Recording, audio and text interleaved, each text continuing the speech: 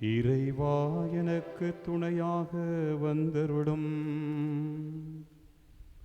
ஆண்டவரே எனக்கு உதவி செய்ய விரைந்தருளும். பிதாவுக்கும் சுதனுக்கும் பரிசுத்த ஆவிக்கும் மகிமை உண்டாவதாக. ஆதியில் இருந்தது போல் இப்பொழுதும் எப்பொழுதும் என்றென்றும் இருப்பதாக.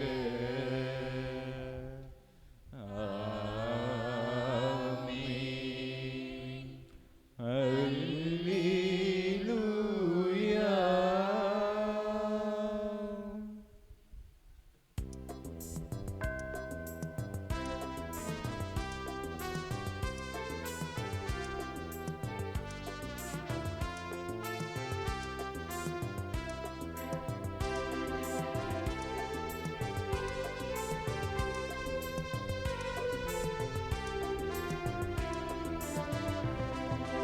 ஆழியின் மேலொளிவின் மீனே, அவனில் இறைவனின் அன்னையும் நீ, என்றும் கன்னிகையானவளும் எழிலார் விண்ணகவாயிலும் நீ.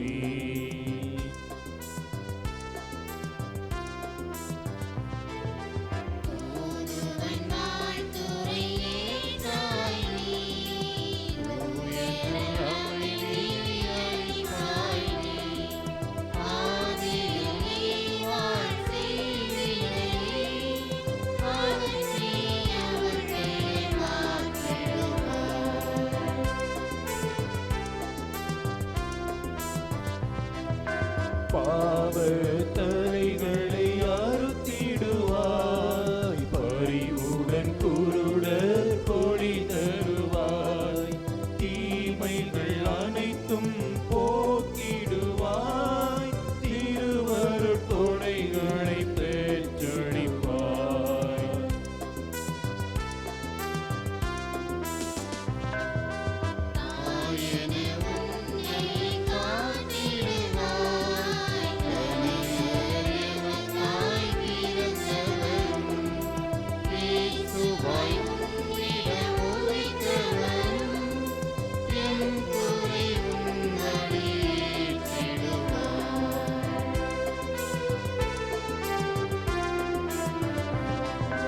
நிகரில்லாத கன்னிகையே, நிர்மல சாந்த குணவதியே, பாவ பொறுத்தல் பெற்றமக்கு பண்போடு புனிதம் அருள்வாயே.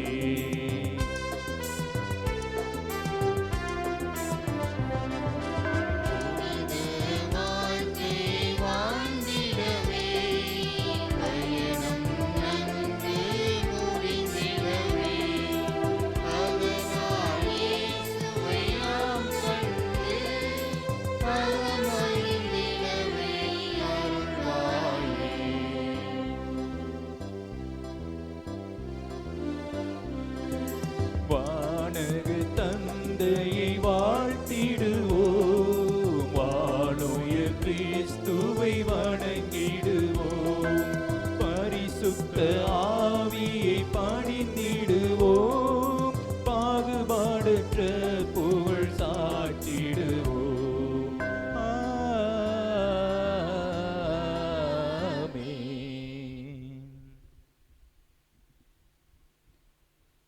கிறிஸ்துவின் அன்னையே வாழ்க. அருள் நிறைந்தவளே வாழ்க.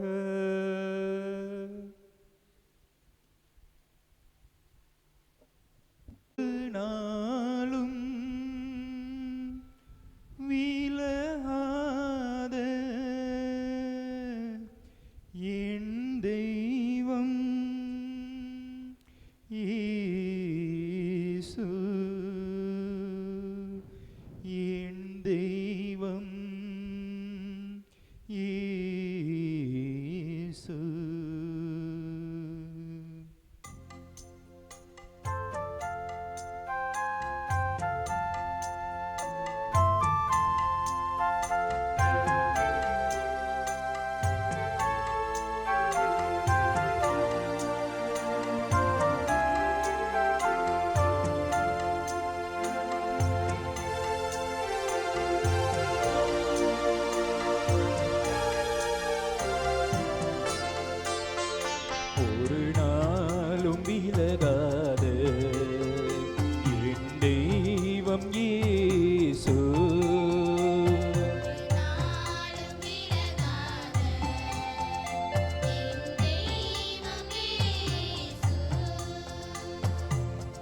பக்கம் இருக்கின்றார். அவர் என்னோடு இருக்க என்னாலும் காக்க அஞ்சாமல் நடந்திடுவேன்.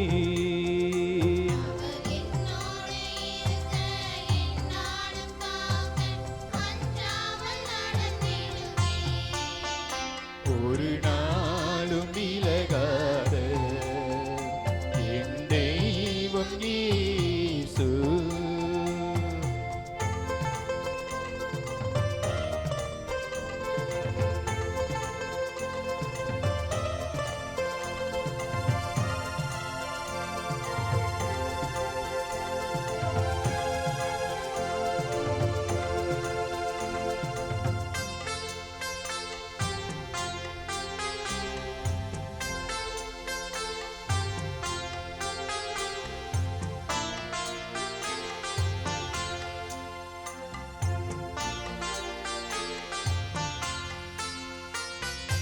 என் ஆற்றல் அவரே, என் மீட்பும் அவரே, பலம் தந்து என்னை என்னாலும் காப்பவரே.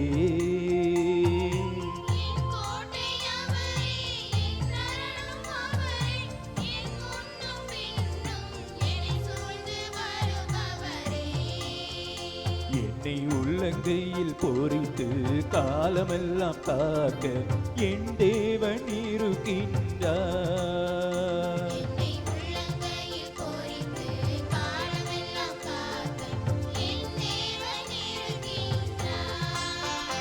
ஒரு நாளும் விலகாத என் தெய்வம் இயேசு.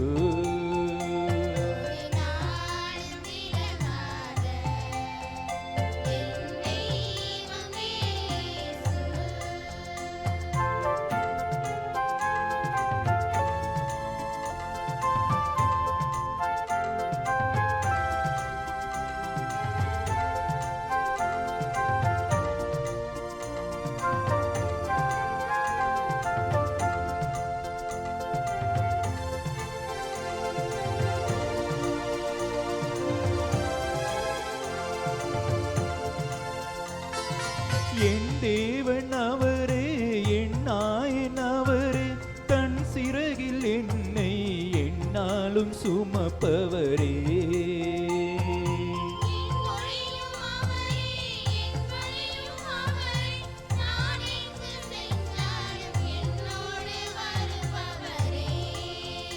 என் கரம் பிடித்து என்னை பசும்புல்லில் நடத்த என் நேசர் இருக்கின்றார்.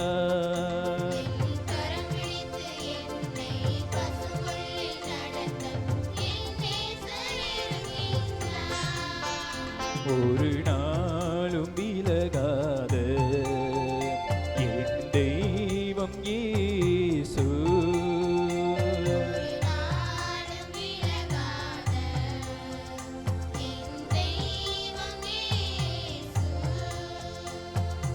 என் பக்கம் இருக்கின்றார். அவர் என்னோடு இருக்க என்னாலும் காக்க அஞ்சாமல் நடந்திடுவேன்.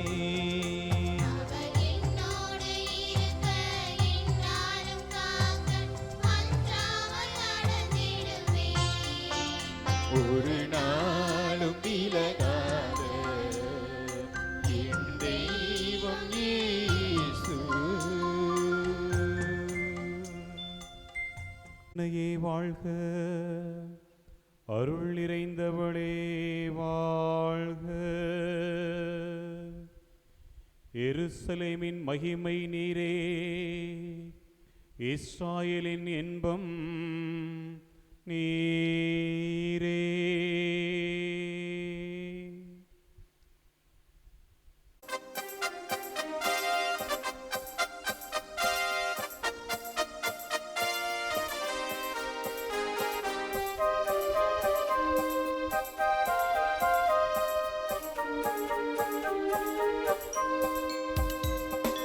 என்னுயிரே ஆண்டவரை போற்றி பாடிடு,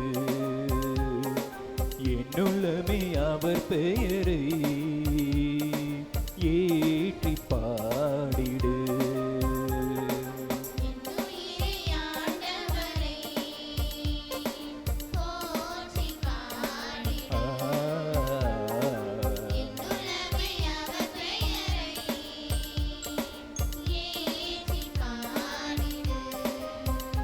என் உயிருள்ள வரையில் நான் பாடுவேன், எந்த காலமும் நேரமும் உன் புகழ் பாடி என்றென்று மகிழ்வேன். என் உயிரே ஆண்டவரை போற்றி பாடிடு,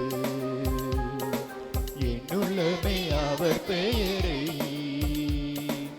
ஏற்றி பாடிடு.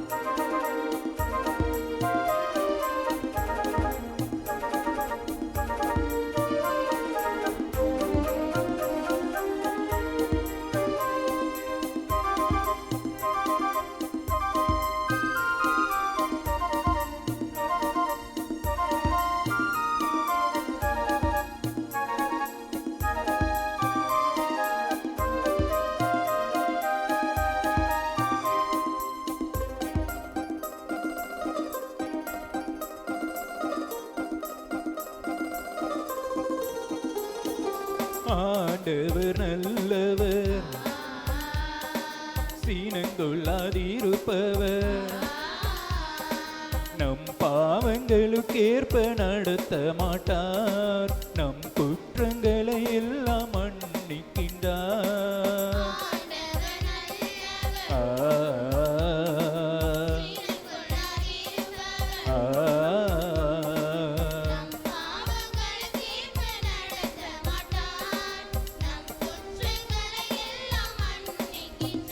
தமக்கஞ்சு ஓர்க்கு காட்டும் அன்பு உயர்ந்ததுவே, அது மண்ணி நின்று விண்ணுலகு உயர்ந்ததுவே. அவர்தம் சொல் கேட்டு நடப்போர் எல்லோரும் அவரை போற்றுங்க. இன்னுயிரே ஆண்டவரை போற்றி பாடிடு, என்னுள்ளமே அவர் பெயரை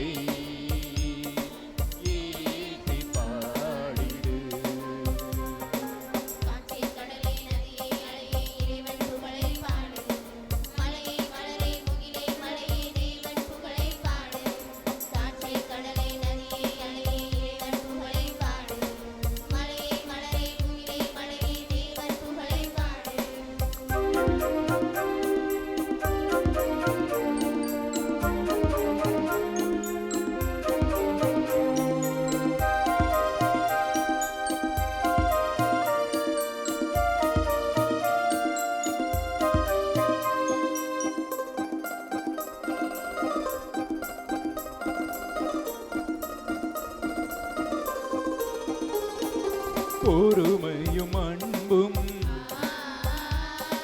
கொண்டவர் ஆண்டவர், அவர் நீதி நம் மீது இருக்கின்றதே, அவர் வாக்கு நம் வாழ்வில் நிலைக்கின்றதே. ஆ, ஆ,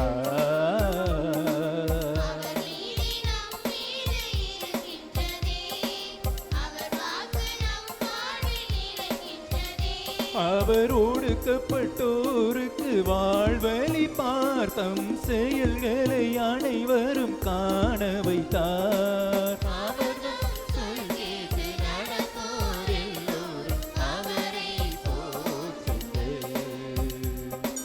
என்னுயிரே ஆண்டவரை போற்றி பாடிடு, என்னுள்ளமே அவர் பெயரை ஏற்றி பாடிடு.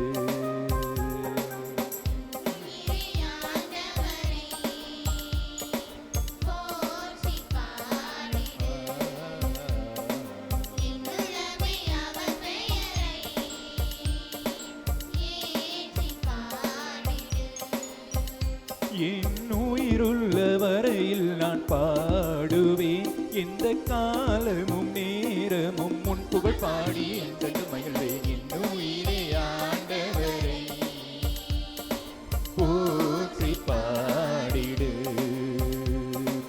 என்னுள்ளமை அவர் பெயரை ஏற்றி பாடிடு.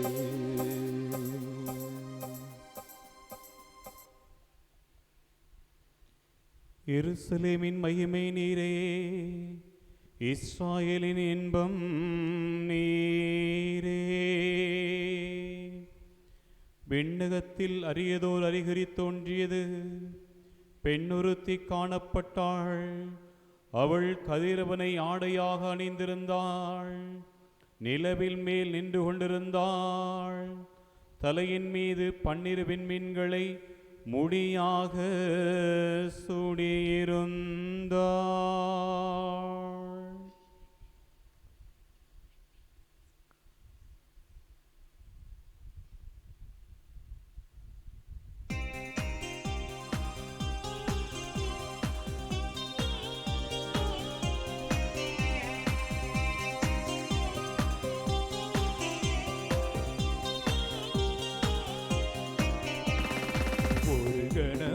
என்னை பிரியாமல் என்னோடு தங்கும் ஆண்டவரே, உம்மை நான் பிரிந்து சென்றாலும் என்னோடு தங்கும் ஆண்டவரே, என்னோடு தங்கும் என்னோடு தங்கும் என்னோடு தங்கும் ஆண்டவரே, என்னோடு தங்கும் என்னோடு தங்கும் என்னோடு தங்கும் ஆண்டவரே, கணமும் என்னை பிரியாமல் என்னோடு தங்கும் ஆண்டவரே,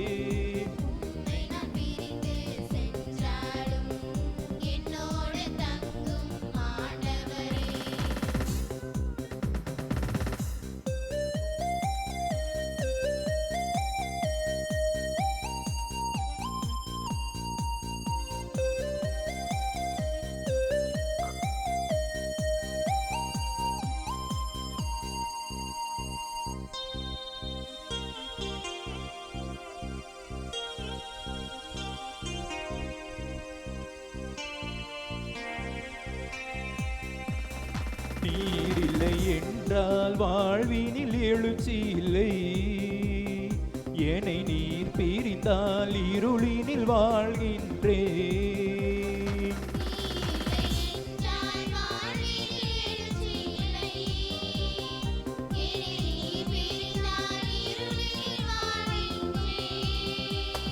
பொழுது சாய்கின்றது, இந்த நாளும் முடிகின்றது,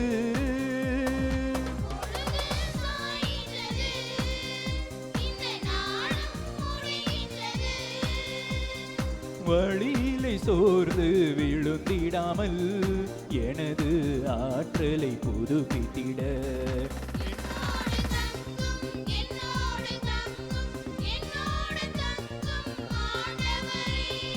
என்னோடு தங்கும் என்னோடு தங்கும் என்னோடு தங்கும் என் ஆண்டவரே, ஒரு கணமும் என்னை பிரியாமல் என்னோடு தங்கும் ஆண்டவரே,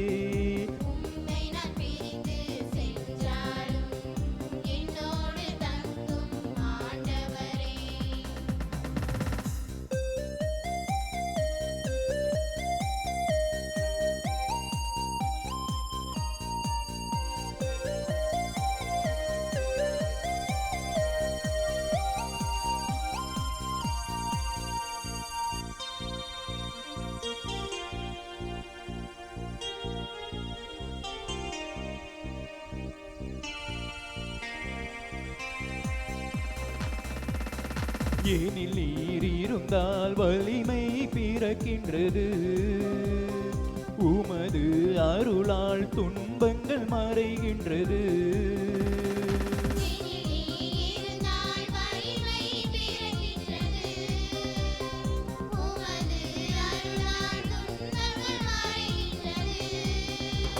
உம் தெய்வீக ஆறுதலால் என்னை பலப்படுத்தும்,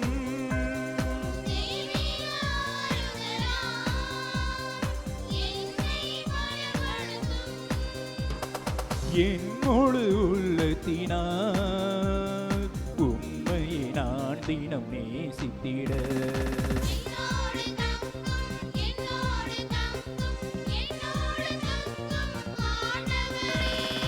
என்னோடு தங்கும் என்னோடு தங்கும் என்னோடு தங்கும் ஆண்டவரே, என்னை பிரியாமல் என்னோடு தங்கும் ஆண்டவரே. உம்மை நான் பிரிந்து சென்றாலும் என்னோடு தங்கும் ஆண்டவரே. என்னோடு தங்கும் என்னோடு தங்கும் என்னோடு தங்கும் ஆண்டவரே. என்னோடு தங்கும் என்னோடு தங்கும் என்னோடு தங்கும் ஆண்டவரே.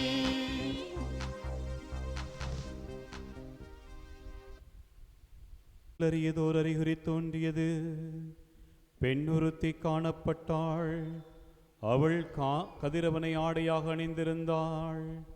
நிலவின் மேல் நின்று கொண்டிருந்தாள். தலையின் மீது 12 மீன்களை முடியாக சூடியிருந்தாள்.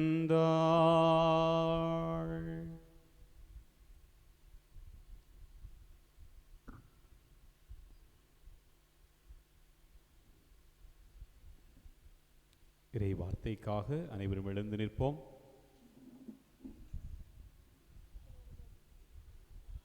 ஆண்டவர் உங்களோடு இருப்பாராக. மார்க் எழுதிய தூய நற்செய்தியிலிருந்து வாசகம். அதிகாரம் 3, இறை திருவார்த்தைகள் 3 தொடக்கம் 31 தொடக்கம் 35 முடிய. மார்க் நற்செய்தி அதிகாரம் 3, இறை திருவார்த்தைகள் 31 தொடக்கம் 35 முடிய. அப்பொழுது அவருடைய தாயும் சகோதரர்களும் வந்து வெளியே நின்று கொண்டு அவரை வரச் சொல்லி ஆள் அனுப்பினார்கள். அவரை சூழ்ந்து மக்கள் கூட்டம் அமர்ந்திருந்தது. அதோ உம் தாயும் சகோதரர்களும் சகோதரிகளும் வெளியே நின்று கொண்டு உம்மை தேடுகிறார்கள் என்று அவரிடம் சொன்னார்கள்.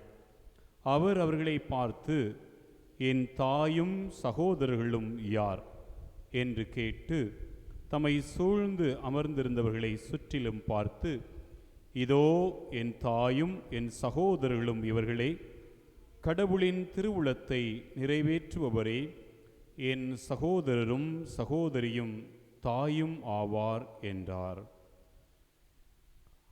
ஆண்டவரின் அருள்வாக்கு.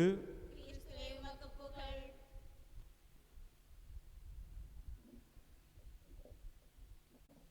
எங்கள் தஞ்சமே, எங்கள் மதுரமே, எங்கள் ஜீவியமே வாழ்க. இறை அன்னையே எங்கள் காவலே, உபகாரத்தாய் மரியே வாழ்க. எங்கள் தஞ்சமே, எங்கள் மதுரமே, எங்கள் ஜீவியமே வாழ்க. இறை அன்னையே எங்கள் காவலே, உபகாரத்தாய் மரியே வாழ்க. அருள்நாதர் இயேசு கிறிஸ்துவுக்குள் பிரியமான அன்பு சகோதர சகோதரிகளே, அருமையான குழந்தைகளே, அருட்தந்தை வில்லியம் அவர்களோடு இணைந்து அன்னையினுடைய பெருவிழாவிற்கு முந்தின நாளாகி இன்று விழா வாழ்த்துக்களை தெரிவித்துக் கொள்கின்றேன். நீங்கள்லாம் நல்லவங்களா? நீங்களாம் நல்லவங்களான்னு கேட்டேன். கேள்வி புரியுதா? புரியலையா? நல்லவங்க தானே? நல்லவங்க. எல்லாருமே நல்லவங்க தான். ஆனால் எல்லாருக்கும் நல்லவங்களா? எல்லாரும் நல்லவங்க. ஆனால் எல்லாருக்கும் நல்லவங்களா? எப்போதும் நல்லவங்களா அப்படின்னா அது பெரிய கேள்விக்குறி. ஒருவேளை ஒரு மகள் தன்னுடைய தாய்க்கு மிகவும் நல்லவளாக இருக்கலாம், மிகவும் அன்பானவளாக இருக்கலாம். ஆனால் அதே மகள் தன்னுடைய மாமியாருக்கு அதே மாதிரி நல்லவளாக அன்பாளவனாக இருப்பாளா அப்படின்றது பெரிய கேள்விக்குறி. அதுபோல சகோதரர்கள் தங்களுடைய பிறப்பிலிருந்து ஒருவேளை திருமணம் முடிகிற வரையிலும் ஒருவருக்கு நல்லவராக இருக்கலாம், ஒருவர் மீது அன்பாக இருக்கலாம். ஆனால் திருமணம் முடிந்த பிறகு அதே சகோதரர்கள் ஒருவர் மற்றவருக்கு நல்லவராகவும் ஒருவர் மற்றவருக்கும் அன்பானவர்களாக இருப்பார்களா என்பது மிகப்பெரிய கேள்விக்குறி. அதே போல நாம் நம்மை பிடித்தவர்களுக்கு அல்லது நமக்கு பிடித்தவர்களுக்கு ஒருவேளை நாம் நல்லவர்களாக இருக்கலாம், அன்பானவர்களாக இருக்கலாம். ஆனால் ஒருவேளை நம்மை பிடிக்காதவர்களுக்கு அல்லது நமக்கு பிடிக்காதவர்களுக்கு நாம் நல்லவர்களாக இருப்போமா, அன்பானவர்களாக இருப்போமா என்பது கேள்விக்குறி. ஒரு குழந்தையை அதிகமாக அன்பு செய்யக்கூடியது யார்? அப்பாவா, அம்மாவா? ஒரு குழந்தையை அதிகமாக அன்பு செய்யக்கூடியது யார்? அப்பாவா, அம்மாவா? எல்லாரும் உடனே அம்மா அப்படின்னு சொல்லுவாங்க. ஒரு வகையில் அது உண்மை. ஒரு தாய் தன்னுடைய அன்பை முழுமையாக குழந்தையின் மீது வெளிப்படுத்துகின்றார். அந்த அன்பு ஒருவேளை பாசமாக இருக்கலாம், அந்த அன்பு ஒருவேளை கரிசனையாக இருக்கலாம், அந்த அன்பு ஒருவேளை இரக்கமாக இருக்கலாம், அந்த அன்பு ஒருவேளை மன்னிப்பாக இருக்கலாம், அந்த அன்பு ஒருவேளை அக்கறையாக இருக்கலாம்.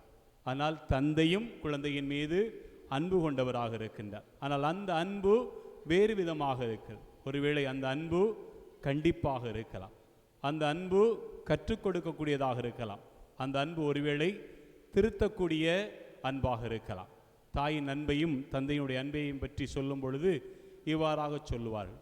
ஒரு தாய் எப்போதும் தன்னுடைய குழந்தையை தன்னுடைய இடுப்பில் சுமந்து வருவார். ஆனால் ஒரு தந்தை எப்பொழுதும் தன்னுடைய குழந்தையை தோள் மீது சுமந்து வருவான். ஏனென்றால் தான் பார்த்த உலகத்தை விட தன்னுடைய குழந்தை உயர்ந்த ஒரு உலகத்தை பார்க்க வேண்டும் என்பதற்காக. அன்புக்குள்ளே, இன்றைய நாளில் கடவுள் அன்பாயிருக்கின்றார். அந்த அன்பை வெளிப்படுத்துகின்றார். அன்னை மரியாள் இறைவனுடைய அன்பின் ஒட்டுமொத்த வெளிப்பாடு என்பதை நாம் சிந்திக்க இன்று அழைக்கப்படுகின்றோம். விவிலிய கடவுளை நாம் எடுத்துக்கொண்டோமே என்றால், கடவுள் அன்பாய் இருப்பதோடு மட்டுமல்லாமல் தன்னுடைய அன்பை வெளிப்படுத்தக்கூடியவராகவும் இருக்கின்றார். தொடக்க நூலில் பார்க்கின்றோம், கடவுள் அனைத்தையும் படைத்த பிறகு தனது சாயலாக மனிதனை படைத்து தன்னுடைய அன்பை வெளிப்படுத்துகின்றார். தன்னுடைய கீழ்ப்படியாமையினால் ஆதி பெற்றோர் பாவம் செய்த பிறகும் மீண்டும் கடவுள் தன்னுடைய அன்பை வெளிப்படுத்துகின்றார், நோவாவின் மூலமாக உடன்படிக்கை செய்து. அதே போல தொடக்க நூல் 4ஆம் அதிகாரத்தில் ஒரு நிகழ்வை வாசிக்கின்றோம். யார் யாரை கொலை செய்தா? யார் கொலை செய்தா? தொடக்க நூல் 4ஆம் அதிகாரத்தில் காயின் ஆபேலை கொலை செய்கின்றார். அப்போ காயினுக்கு மிகப்பெரிய ஒரு தண்டனை கொடுக்கப்படுகிறது. ஆனால் அந்த தண்டனை அவனுக்கு ஒரு முடிவாக அல்லது தீர்வாக அமைந்து விடவில்லை. கடவுளிடம் அவன் முறையிடுகின்றான். நான் செய்த தவறுக்கு நீங்கள் கொடுத்திருக்கிற இந்த தண்டனை மிக மிக கடுமையானது. யாராவது என்னை பார்த்தார்கள் என்றால் நிச்சயமாக கொல்வார்கள் என்று சொன்ன பொழுது ஆண்டவர் அவன் மீது ஒரு முத்திரையை பதித்து, உன்னை காண்கின்ற எவனும் உன்னை கொல்ல மாட்டான், அப்படியே உன்னை யாராவது சபித்தால் அவர்கள் 7 முறை சபிக்கப்படுவார்கள் என்று சொல்லி கடவுள் காயின் மீது கொண்டிருந்த அன்பை வெளிப்படுத்துவதை பார்க்கிறோம். அதே போல விடுதலை பயண நூல் 3ஆம் அதிகாரத்தில் மீண்டுமாக நாம் பார்க்கின்றோம். இஸ்ராயல் மக்கள் எகிப்து நாட்டில் அடிமைப்பட்டிருந்த ஒரு சூழலிலே ஆண்டவர் தன்னுடைய அன்பை வெளிப்படுத்துகின்றார். எப்படி? எகிப்தில் என்னுடைய மக்கள் படுகின்ற துன்பத்தை கண்டேன், அவர்களை வேலை வாங்கக்கூடிய அதிகாரிகள் நிமித்தம் அவர்கள் எழுப்பக்கூடிய கூக்குரலை நான் கேட்டேன், அவர்களை மீட்க நானே இறங்கி வந்திருக்கிறேன் என்று சொல்லி தன்னுடைய அன்பை வெளிப்படுத்துவதை பார்க்கிறோம். வேறு எப்படியெல்லாம் கடவுள் அன்பை வெளிப்படுத்தினார்? நானே பேசிக்கிட்டு தூங்கிடுவீங்க. எப்படிலாம் கடவுள் தன்னுடைய அன்பை வெளிப்படுத்துவதாக பழைய ஏற்பாட்டில் நம்ம வாசிக்கிறோம். எப்படிலாம் வெளிப்படுத்தினார் தெரியாதா? பைபிளே படிக்கலையா? சின்ன ஃபாரை பார்க்குறாங்க எல்லாரும். எப்படியெல்லாம் கடவுள் தன்னுடைய அன்பை வெளிப்படுத்தினார்? நீதி தலைவர்களை தேர்ந்தெடுத்ததன் மூலமாக, அதுக்கப்புறம் மிக முக்கியமாக இறைவாக்கினர்கள். இறைவாக்கினர்கள் அப்படின்னா யாரு? கடவுளுடைய வாய். இறைவாக்கினர்கள் அப்படின்னா கடவுளுடைய வாய். கடவுள் தன்னுடைய திட்டத்தை இறைவாக்கினர்கள் மூலமாக எப்பொழுதெல்லாம் மக்கள் தவறி சென்றார்களோ, எப்பொழுதெல்லாம் தன்னுடைய அன்பை மறந்து சென்றார்களோ, எப்பொழுதெல்லாம் கடவுளை மறந்து அவர்கள் அந்நிய தெய்வங்களை வழிபட ஆரம்பித்தார்களோ, அப்போதெல்லாம் போனா போகுது அப்படின்னு சொல்லிட்டு ஒரு பக்கெட் தண்ணி எடுத்து தலைமையில் குப்புற ஊற்றி என்னையோட தலக முடிக்கிட்டேன், இனி உனக்கும் எனக்கும் எந்த சம்பந்தமும் இல்லை, உறிஞ்சு போச்சு அப்படின்னு சொல்லிட்டு வெட்டி விடவில்லை, துண்டாக துண்டித்து விடவில்லை. மாறாக மீண்டும் மீண்டும் எப்படி ஒரு பந்தை தூக்கி, ரப்பர் பந்தை தூக்கி சவுத்தில் எரிஞ்சோம் அப்படின்னா அது மீண்டும் மீண்டும் திரும்பி வருவது போல இஸ்ராயலின் கடவுள் அல்லது விவிலிய கடவுள் மீண்டும் மீண்டும் தன்னுடைய மக்களை தேடி வந்து கொண்டே இருக்கிறார். ஓசையா இறைவாக்கினர் புத்தகம் 11ஆம் அதிகாரத்தை எடுத்து வாசித்து பாருங்கள் வீட்டில் போய். சரியா? அந்த 11ஆம் அதிகாரத்தினுடைய தலைப்பே கடவுளின் பேரன்பு. கடவுளின் பேரன்பு. அந்த அதிகாரத்தில் இஸ்ராயலின் கடவுள் அழகாக வெளிப்படுத்துகிறார். எந்த அளவுக்கு நான் உங்களை அன்பு செய்தேன், அன்பு செய்கிறேன் என்று சொல்லி கடவுள் ஓசையா இறைவாக்கினர் மூலமாக இவ்வாறாக வெளிப்படுத்துகிறார். எப்படி ஒரு குழந்தை அந்த தொப்புள் குடி, அதிலிருந்து அந்த தொப்புள் குடியினுடைய ஈரம் காய்வதற்கு முன்பாக நான் உன்னை தேர்ந்தெடுத்தேன், உனக்கு நடை பயிற்றுவித்தேன், உன்னுடைய கைகளை நான் பற்றி பிடித்து கொண்டேன், ஆனால் நீயோ என்னை தேடி வருவதற்கு பதிலாக அந்நிய தெய்வங்களை தேடி சென்றாய், என்னுடைய அன்பை நீ மறந்து சென்றாய், அந்நிய தெய்வங்களை நீ வழிபட்டாய், இருப்பினும் நான் உன்னை ஒருபோதும் கைவிட மாட்டேன், உன்னை நான் எப்படி கை நெகிழ்வேன், உன்னை எப்படி நான் கை விட்டு விடுவேன் என்று சொல்லி கடவுள் தன்னுடைய அன்பை இந்த ஓசையா இறைவாக்கினர் புத்தகம்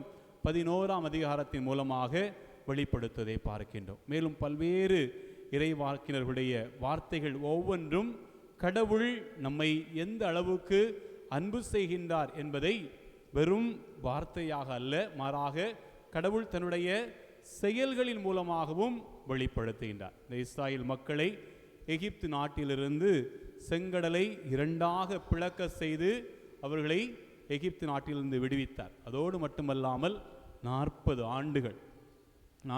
ஆண்டுகள் அவர்களுக்கு தேவையான உணவை கொடுத்தார். அவர்கள் தாகமுற்ற போதெல்லாம் அவர்களுக்கு தண்ணீர் கொடுத்தார். அவர்களை எதிரிகள் தாக்க வந்த பொழுது அற்புதமாய் அவர்களை விடுவித்தார். இவ்வாறு வாக்களிக்கப்பட்ட பூமிக்கு அவர்களை 40 ஆண்டுகள் கண்ணின் கருவிழி போல தாங்கி அவர்களை வழிநடத்தினார். அவருடைய பிரசன்னம் அவர்களோடு எப்போதும் இருந்தது. அவர்களை விட்டு அவர் ஒருபோதும் விலகவில்லை.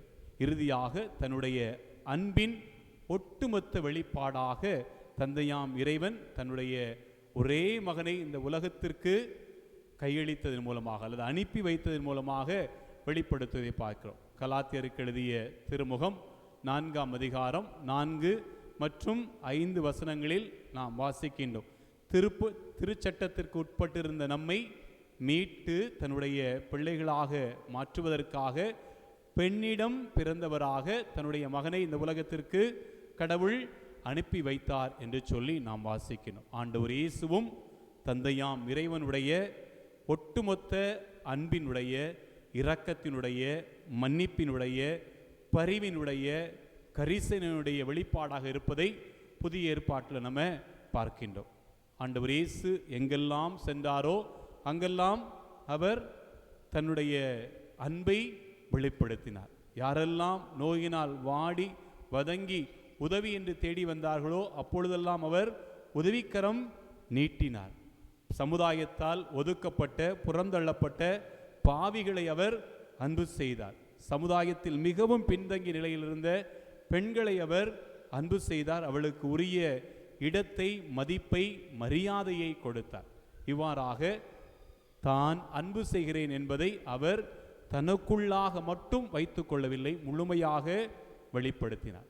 யோவான் நற்செய்தியில் நாம் வாசிக்கின்றோம், நண்பனுக்காக உயிரை கொடுப்பதை விட மேலான அன்பு இல்லை என்று சொல்லி வார்த்தையில் நின்று விடவில்லை, மாறாக கல்வாரியில் தன்னை முழுமையாக அர்ப்பணித்ததன் மூலமாக தன்னுடைய வார்த்தைக்கு அவர் வாழ்வு கொடுப்பதை பார்க்கிறோம்.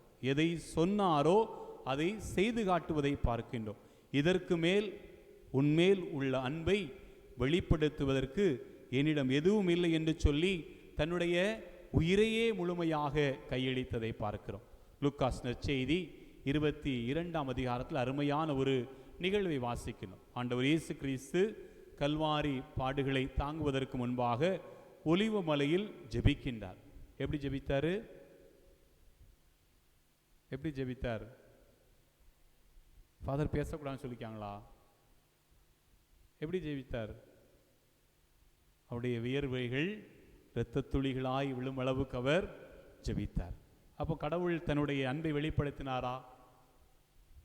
விண்ணக தந்தை தன்னுடைய அன்பை வெளிப்படுத்தினாரா? யாராவது சொன்ன முடிச்சுட்டு உட்கார்ந்துறேன் போயிட்டு.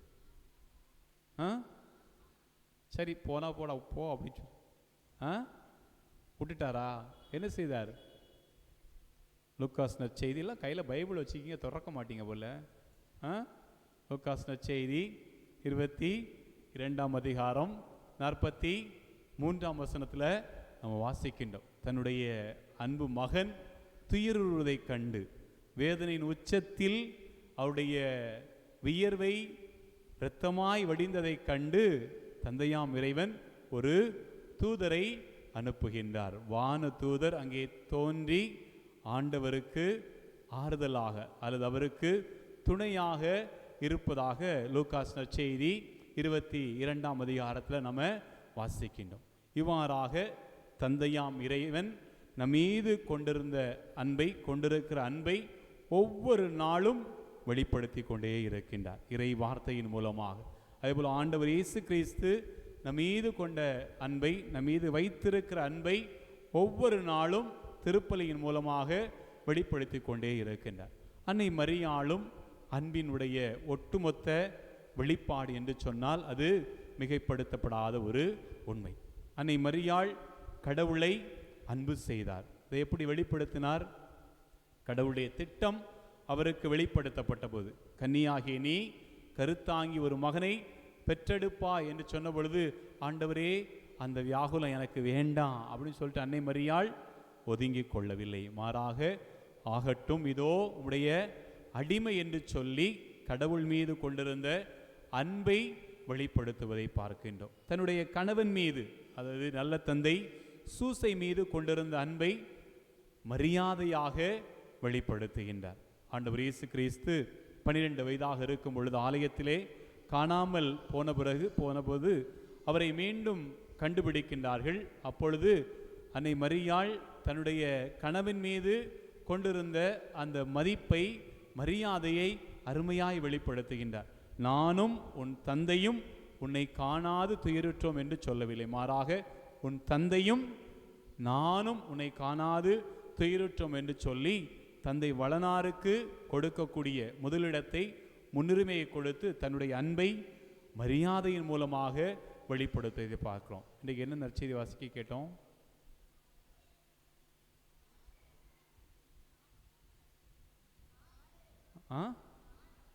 என்னம்மா? மார்க் நற்செய்தி.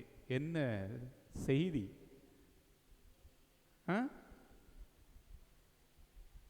சின்ன பிள்ளைங்களும் நல்லா கேட்பாங்கன்னு சொன்னாங்க, கேட்கலையாயிரும்.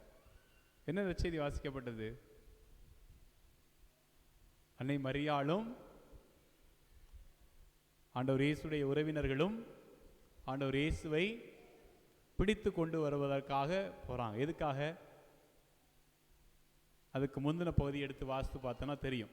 ஆண்டவர் இயேசு கிறிஸ்து பேய்களை ஓட்டுகின்றார். அப்புறம் பேய்களை ஓட்டும்போது இதெல்லாம் சொல்கிறாங்க, பேய்களின் தலைவனாகிய பெயல்செபூலை கொண்டு இவன் பேய்களை ஓட்டுகின்றான், இவனுக்கு புத்தி பேதலிச்சு போச்சு அப்படின்னு மாதா பதறி போயிட்டான்.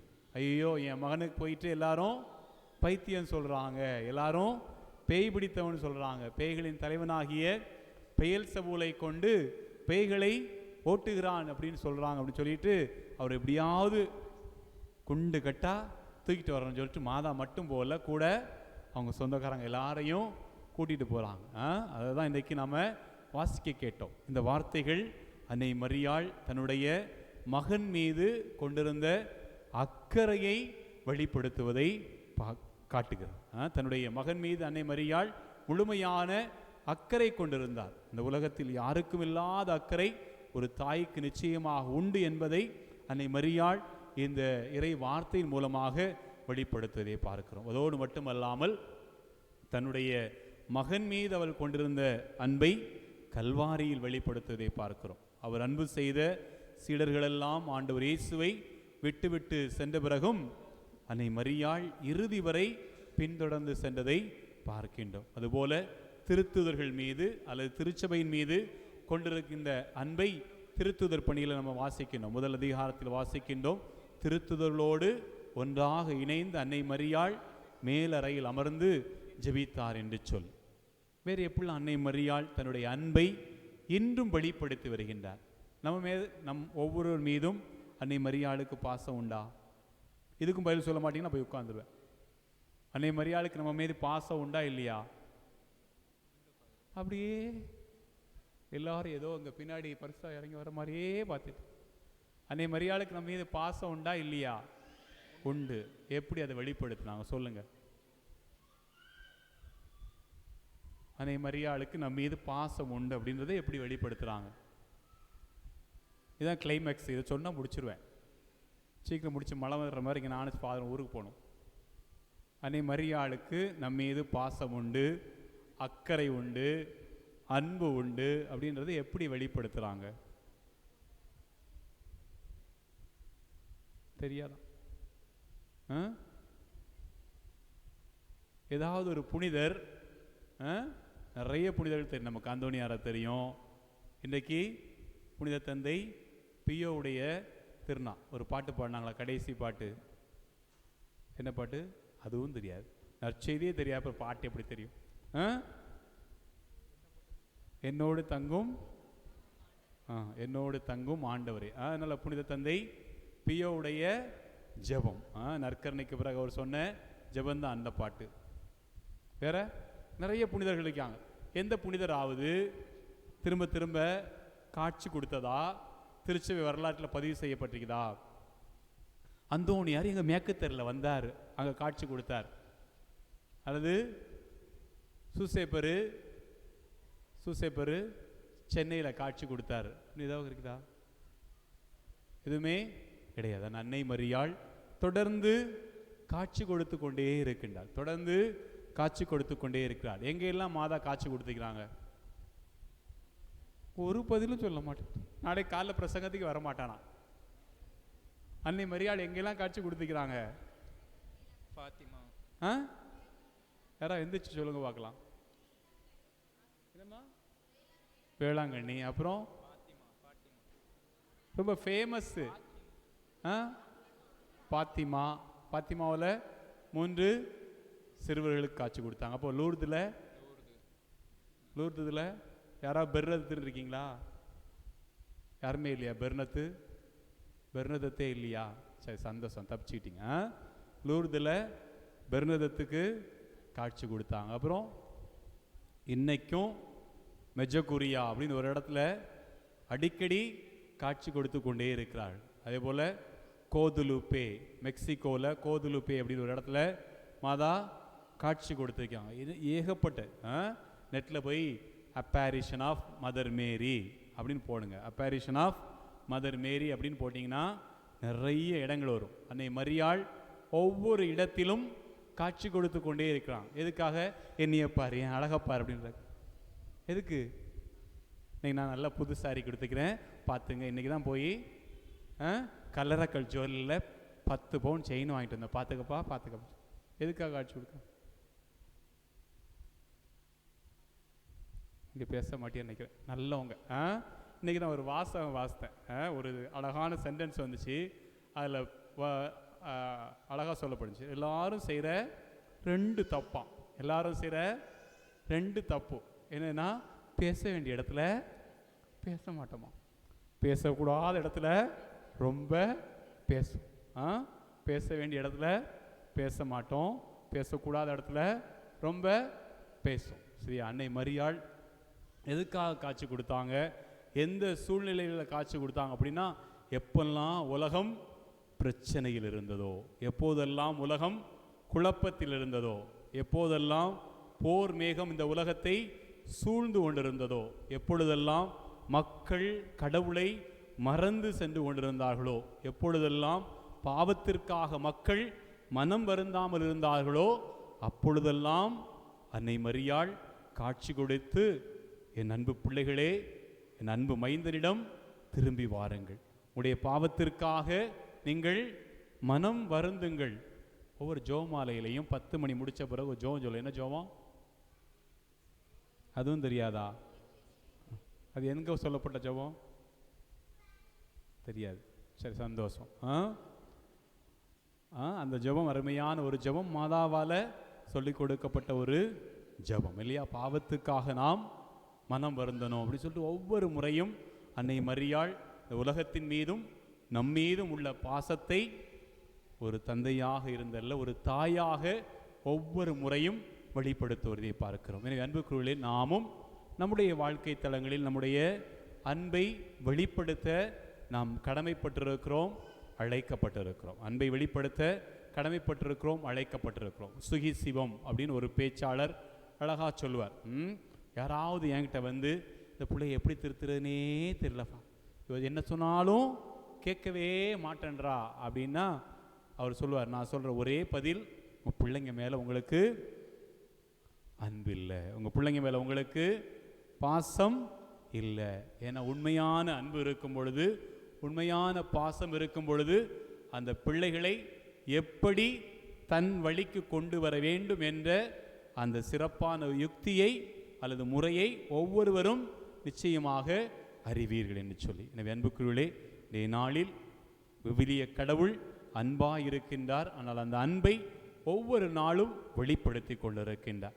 ஆண்டவர் இயேசு அன்பாக இருக்கின்றார். அந்த அன்பை தன்னுடைய மன்னிப்பின் மூலமாக, கருணையின் மூலமாக அல்லது இந்த திருப்பலியின் மூலமாக ஒவ்வொரு நாளும் வெளிப்படுத்தி வருகின்றார். அன்னை மரியாள் நம் மீது அன்பு கொண்டிருக்கின்றார். நம் ஒவ்வொருவர் மீதும் தனிப்பட்ட பாசம் கொண்டிருக்கிறார். என் அன்பு பிள்ளைகளே, நீங்கள் என்னுடைய கண்களில் விலையேற பெற்றவர்கள், என்னுடைய கண்களில் நீங்கள் மதிப்பு மிக்கவர்கள். உங்களை நான் ஒருபோதும் கைவிட மாட்டேன், உங்களை நான் ஒருபோதும் கை நெகிழ மாட்டேன். நீங்கள் அழிந்து போக வேண்டும் என்பது என்னுடைய விருப்பம் அல்ல, மாறாக நீங்கள் வாழ்வை பெற்றுக்கொள்ள வேண்டும் என்பதே என்னுடைய விருப்பம் என்று சொல்லி நம்முடைய தாய் ஒவ்வொரு முறையும் தன்னுடைய அன்பை பல்வேறு காட்சிகளின் மூலமாக வெளிப்படுத்தி கொண்டிருக்கிறார். நாமும் அன்பை வெளிப்படுத்த கடமைப்பட்டிருக்கிறோம். எப்படிலாம் அன்பை வெளிப்படுத்தலாம்? என்னடா அப்போ தான் முடிக்கிற மாதிரி போனீங்க, திரும்ப எப்படிலாம் அன்பை வெளிப்படுத்தலாம்?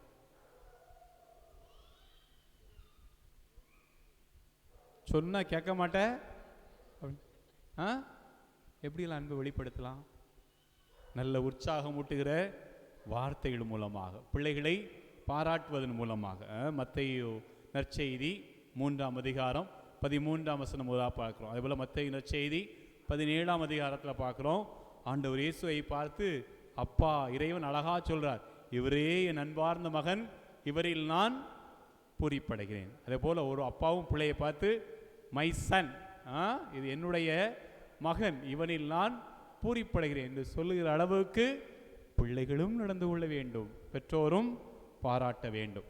ஒரு முறை ஒரு சமூக சேவகி ஒரு கூட்டத்தில் பேசுவதற்காக அழைக்கப்பட்டிருந்தாங்க. அப்போ அந்த அம்மா சொன்னாங்க, எங்கள் இல்லத்தில் ரொம்ப நாளைக்கு முன்னாடி ஒரு பையன் போலியோனால் பாதிக்கப்பட்ட ஒரு பையனை கொண்டு வந்து சேர்த்தாங்க.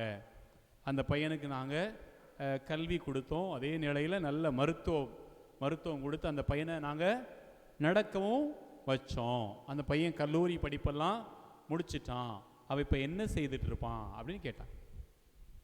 ஒரு இல்லத்தில் வளர்க்கப்பட்ட பையன், பலருடைய உதவிகள் மூலமாக, பல நல்ல உள்ளங்களுடைய உதவிகள் மூலமாக வளர்க்கப்பட்ட பையன், அந்த போலியோ நோயில் பாதிக்கப்பட்டிருந்தாலும் அந்த நோயெல்லாம் குணப்படுத்தி அவனை நடக்க வச்சாங்க. அந்த பையன் இப்போ என்ன செய்திருப்பான் அப்படின்னு கேட்டாங்க. என்ன செய்வான்? ஒருவேளை நமக்கு யாராவது உதவி செய்தால் நம்ம என்ன செய்வோம்? நம்ம என்ன செய்வோம்? இது பைபிள் கொஸ்டின் இல்லை, காமன் கொஸ்டின் தான். நம்ம மற்றவங்களுக்கு உதவி செய்யும். இப்போ எல்லாரும் சொன்னாங்க, அந்த பையன் இப்போ நிறைய பேருக்கு உதவி செய்வான், நிறைய ஏழைகளுக்கு உதவி செய்வான், ஒருவேளை போலியோ நோயினால் பாதிக்கப்பட்ட பிள்ளைகளுக்கு உதவி செய்வான் அப்படின்னு சொன்னான். அப்போ அந்த அம்மா சொன்னாங்க, அப்போ அந்த பையன் இப்போ ஜெயிலில் இருக்கிறான், இந்த பையன் இப்போ ஜெயிலில் இருக்கிறான் அப்படின்னு சொல்லிட்டு அவங்க சொன்னாங்க, அந்த பையனுக்கு நாங்கள் நடக்க கற்றுக் கொடுத்தோம், அந்த பையனுக்கு நாங்கள் நடக்க கற்றுக் கொடுத்தோம், ஆனால் அந்த பையனை எந்த வழியில் நடக்கணும்னு கற்றுக் கொடுக்க நாங்கள் தவறிட்டோம். அந்த பையனை எந்த வழியில் நடக்கணும் அப்படின்றத நாங்கள் கற்றுக் கொடுக்க தவறிவிட்டோம். இப்போ நம்மவும் பெற்றோராக இருக்கலாம், ஒருவேளை பெரியவர்களாக இருக்கலாம். பிள்ளைகள் ஒருவேளை தவறு செய்யும் பொழுது, பிள்ளைகள் ஒருவேளை வழி தவறும் செல்லும் பொழுது பேச வேண்டிய இடத்துல பேசணும், பேச வேண்டிய இடத்துல பேசணும், சுட்டி காட்ட வேண்டிய இடத்துல சுட்டி காட்டி அவர்களை திருத்த நாம் கடமைப்பட்டிருக்கிறோம். எனவே அன்புக்குரியவர்களே, இறைவன் தன்னுடைய அன்பை வெளிப்படுத்துவது போல, ஆண்டவர் இயேசு தன்னுடைய அன்பை வெளிப்படுத்துவது போல, அன்னை மரியாள் தன்னுடைய அன்பை பாசத்தை வெளிப்படுத்துவது போல, நாமும் நம்முடைய அன்றாட வாழ்வில், நம்முடைய குடும்பங்களில், நம்முடைய கணவன் மீது, நம்முடைய மனைவியின் மீது, நம்முடைய பிள்ளைகள் மீது, நம்முடைய ஊரின் மீது, இந்த சமுதாயத்தின் மீது, இந்த நாட்டின் மீது, திருச்சபையின் மீது கொண்டிருக்கிற அன்பை நம்முடைய வாழ்வில் வெளிப்படுத்த நாம் கடமைப்பட்டிருக்கின்றோம். அன்னை மரியாள் நமக்காக பரிந்து பேசி தேவையான அருளை பெற்றுத் தருவாளாக. ஆமேன்.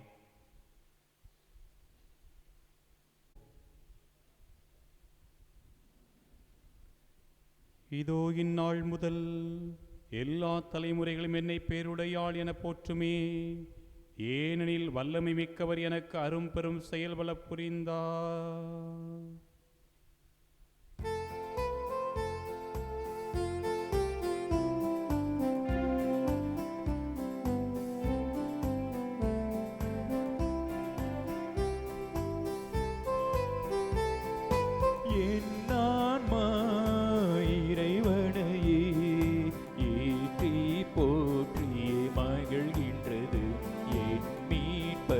கடவுளை நினைக்கின்றது.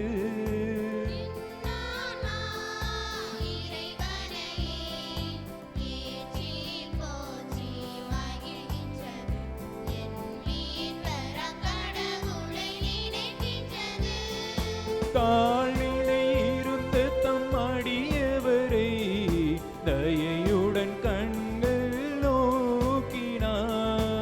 இந்நாள் முதலாம் தலைமுறைகள் என்னை பேருடையாய் என்றிடுமே, என் மீட்பராம் கடவுளை நினைக்கின்றது.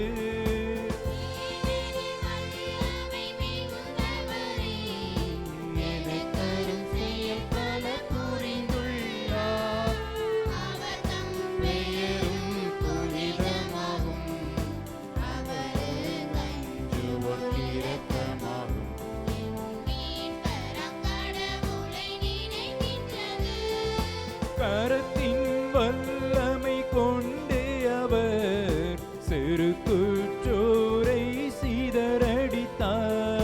வலியவர் அரியணை நின்று விழ தாழ்ந்தவர் தம்மை உயர்த்திவிட்டார். என் மீட்பராம் கடவுளை நினைக்கின்றது.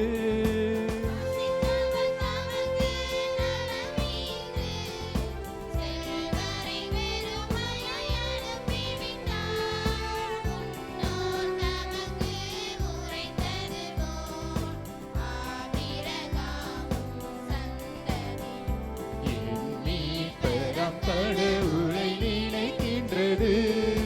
இரக்கம் பெறவே என்றென்றும் இஸ்ராயேல் மக்களை ஆதரித்தார். தந்தை திருமகனாவியரும் என்றும் மகிமை பெற்றிடவே என் ஆன்மா இறைவனையே ஏற்றி போற்றி மகிழ்கின்றது. என் மீட்பராம் கடவுளை நினைக்கின்றது. என் ஆன்மா இறைவனையே ஏற்றி போற்றி மகிழ்கின்றது. என் மீட்பராம் கடவுளை நினைக்கின்றது. இதோ இந்நாள் முதல் எல்லா தலைமுறைகளும் என்னை பேருடையாள் என போற்றுமே, ஏனெனில் வல்லமை மிக்கவர் எனக்கு அரும் பெரும் செயல்பல புரிந்தார். அன்புமிக்க சகோதர சகோதரிகளே, அருமையான பிள்ளைகளே, இந்த அருமையான ஆலயத்தில் வீற்றிருந்து தன்னை நாடி வருகின்ற அன்பு பிள்ளைகள் ஒவ்வொருவருக்காகவும் தன் அன்பு மைந்தனிடம் பரிந்து பேசுகின்ற உபகாரத்தாயின் விழாவை திரவையோடு இணைந்து கொண்டாட நம்மையே தயாரித்து கொண்டிருக்கிற இந்த மாலை ஆராதனை வேளையில் தாயின் வழியாக நாமும் நம்முடைய குடும்பங்களும் நிறைவாய் ஆசீர்வதிக்கப்பட வேண்டும். ஒவ்வொரு குடும்பங்களும் இறை அமைதியை, சமாதானத்தை, மகிழ்ச்சியை பெற வேண்டும். நம்முடைய அன்பு உறவுகள் நல்ல உடல் உள்ள சுகத்தை இந்த நாட்களில் பெற்றுக்கொள்ள வேண்டும். எல்லா விதமான தொற்றுகளிலிருந்தும் தீமைகளிலிருந்தும் நாமும் நம்முடைய குடும்பங்களும் நம்முடைய ஊரும் பாதுகாக்கப்பட வேண்டும். வெளியூர்களில் வெளிநாடுகளில் வாழக்கூடிய நம்முடைய பிள்ளைகள் ஆசீர்வதிக்கப்பட வேண்டும். உழைப்பிற்கேற்ற நல்ல ஊதியத்தை பெற்றுக்கொள்ள வேண்டும். பாதுகாப்பை, பராமரிப்பை பெற வேண்டும். தொடர்ந்து நம்முடைய குழந்தைகள் ஒழுக்கத்திலும் விசுவாசத்திலும் நாளுக்கு நாள் வளர வேண்டும் என்று சொல்லி மூவர் இறைவனிடைய அருளையும் ஆசீரையும் இறைஞ்சி மன்றாடி தாயின் வழியாக நம்முடைய மன்றாட்டுக்களை இறைவனுடைய திருப்பாதத்தில் நம்பிக்கையோடு சமர்ப்பிப்போம். அன்பு தந்தையே இறைவா, கற்பாறையின் மேல் கட்டப்பட்டிருக்கும் திருச்சபையை வழிநடத்தும் திருத்தந்தை ஆயர்கள் துறவரத்தார் இன்றைய வழிபாட்டை சிறப்பிக்கும் அருட்தந்தையர்கள் அனைவருக்கும் உமது ஆற்றலையும் அருளையும் தந்து வழிநடத்த வேண்டுமென்று புனித உபகார மாதா வழியாக இறைவா உம்மை மன்றாடுகிறோம். ஆண்டவரே, எங்கள் மன்றாட்டை கேட்டருளும். அருள் நிறைந்தவரான இறைவா, அன்னை மரியாள் இறைவனின் திருவுள்ளம் தம்மிலே நிறைவேற ஒத்துழைத்தது போல இறைவனின் திருவுள்ளம் எங்களில் நிறைவேறவும் தாழ்ச்சி, பிறரன்பு போன்றவற்றில் நாங்களும் குறையில்லாமல் வளர்ந்திடவும் உமது ஆற்றலையும் அருளையும் தந்து வழிநடத்த வேண்டுமென்று புனித உபகார மாதா வழியாக இறைவா உம்மை மன்றாடுகிறோம். ஆண்டவரே, எங்கள் மன்றாட்டை கேட்டருளும். விடுதலை தருபவரான இறைவா, அகில உலகத்திலும் குறிப்பாக எமது நாட்டிலும் நிலவி வரும் தொற்று நோய், பஞ்சம், பசி, வறுமை, வேலையில்லா சூழல் இவற்றின் கோர பிடியிலிருந்து மக்கள் அனைவரையும் காத்து தேவையான உடல் உள்ள நலம் தந்து காத்திட வேண்டுமென்று புனித உபகார மாதா வழியாக இறைவா உம்மை மன்றாடுகிறோம். ஆண்டவரே, எங்கள் மன்றாட்டை கேட்டருளும். உலகின் தந்தையாம் இறைவா, உமது தாயாராம் புனித உபகார மாதாவின் நினைவு பெருவிழாவை கொண்டாடும் எம் பங்கு மக்களையும் எம் தாய் பங்கு மக்களையும் இவ்வூரில் உள்ள அனைத்து மக்களையும் ஆலய பணிகளுக்கு உதவி செய்யும் உபகாரிகளையும் நிறைவாக ஆசீர்வதித்து நலம் தந்திட காத்திட வேண்டும் என்று புனித உபகார மதம் வழியாக இறைவா உம்மை மன்றாடுகிறோம். ஆண்டவரே, எங்கள் மன்றாட்டை கேட்டருளும். நலன்களின் ஊற்றாம் இறைவா, உமது தாயாராம் புனித உபகார மாதாவின் நினைவு பெருவிழாவை கொண்டாடும் இந்நாளில் சென்னை, மும்பை மற்றும்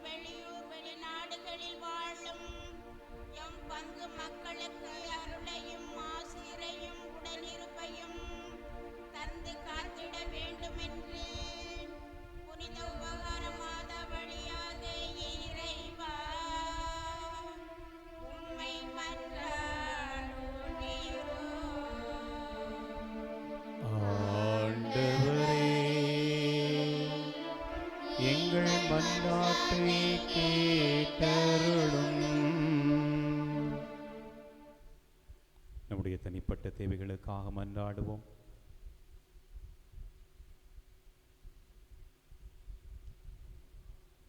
நம்முடைய தேவைகளை மன்றாட்டுக்களாக இறைவனுடைய திருப்பாதத்திலே சமர்ப்பித்திருக்கின்றோம். தாயன்போடு நம்மளை படைத்து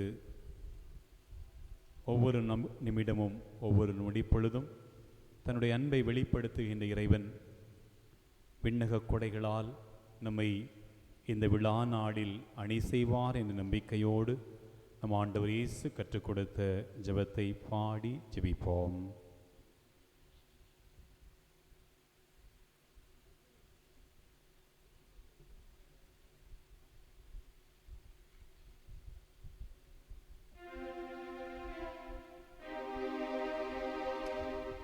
விண்ணுலகில் இருக்கிற எங்கள் தந்தை, உமது பெயர் தூயது என போற்றப் பெறுக. உமது ஆட்சி வருக. உமது திருவுளம் விண்ணுலகில் நிறைவேறுவது போல மண்ணுலகிலும் நிறைவேறுக. எங்கள் அன்றாட உணவை இன்று எங்களுக்கு தாரும். எங்களுக்கு எதிராக குற்றம் செய்வோரை நாங்கள் மன்னிப்பது போல எங்கள் குற்றங்களை மன்னியும். எங்களை சோதனைக்கு உட்படுத்தாதேயும். தீமையிலிருந்து எங்களை விடுவித்தருளும். மன்றாடுவோமாக. அனைத்தையும் படைத்து ஆண்டு வழி நடத்தும் இறைவா, உம்முடைய அன்பு திருமகனின் தாயாரை எங்களுக்கு தாயாராகவும் எங்கள் தேவைகளில் பரிந்து பேசுகின்ற வல்லமை மிக்க பரிந்துரையாளராகவும் தந்ததற்கு நன்றி செலுத்துகின்றோ. அவருடைய வல்லமை மிக்க பராமரிப்பில் நிழலில் எம்மூரையும் எம்மூரில் வாழுகின்ற அனைத்து பிள்ளைகளையும் கண்ணின் கருவழியாய் காத்து வழிநடத்துகின்ற உமது மேலான கிருபைக்காய் நன்றி செலுத்துகின்ற வேளையில் தொடர்ந்து தாயின் அரவணைப்பில் தாயின் பரிந்துரையில் நாங்கள் எல்லா கொடைகளையும் நிறைவாய் பெற்று நலமோடும் நற்சுகத்தோடும் மகிழ்வோடும் மனநிறைவோடும் எண்ணங்கள் ஏக்கங்கள் எதிர்பார்ப்புகள் தேவைகள் அனுகூலமாகப்பட்டு நிறைவோடு எங்கள் கிறிஸ்தவ வாழ்வை தொடர அருள்தாரும். உமோடு தூயாவின் ஒன்றிப்பில் இறைவனாய் என்றென்றும் வாழ்ந்து ஆட்சி செய்கின்ற எங்கள் ஆண்டவரும் உம் திருக்குமாரனுமாகிய கிறிஸ்து வழியாக உம்மை மன்றாடுகின்றோம்.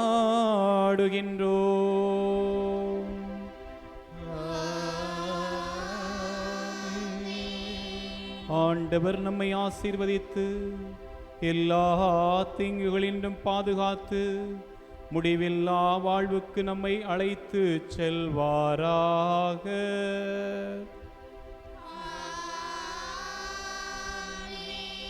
ஆண்டவரை வாழ்த்துவோமாக.